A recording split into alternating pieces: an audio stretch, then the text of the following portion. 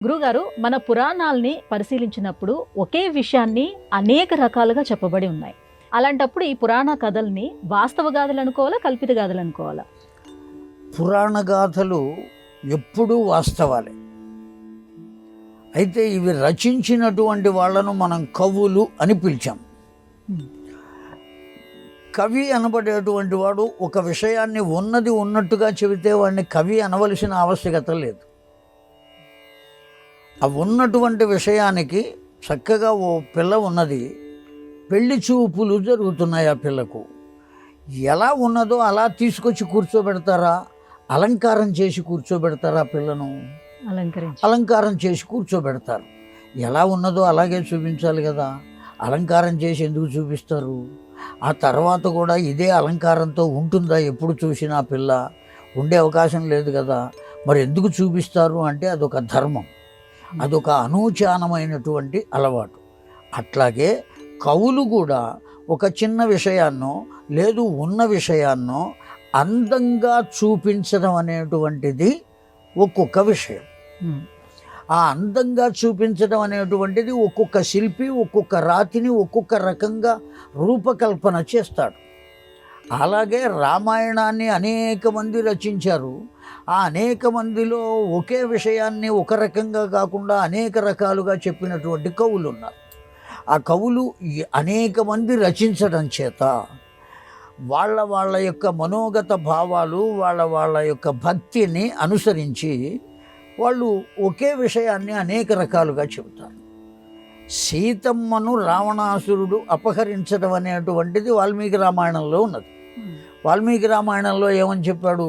ఆ సీతమ్మను ఒక బస్తాలాగా రెక్క పట్టుకుని వీపు మీద వేసుకుని తన రథం దగ్గరికి తీసుకువెళ్ళాడు అని చెప్పబడి ఉన్నది.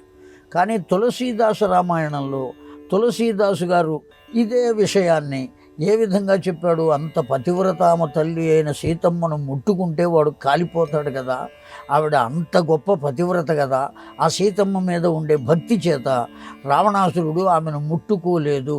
ఆమె ఎక్కడ నుంచుని ఉన్నదో అక్కడ ఉన్న మట్టిని పెళ్ళగించి ఆమెతో సహా అలా తీసుకుని వెళ్ళి తన రథంలో కూర్చుండబెట్టాడు అని చెప్పాడు. ఒకే విషయం ఇక్కడ ఒక రకంగా చెప్పబడి ఉన్నది, అక్కడ ఇంకో రకంగా చెప్పబడి ఉన్నది.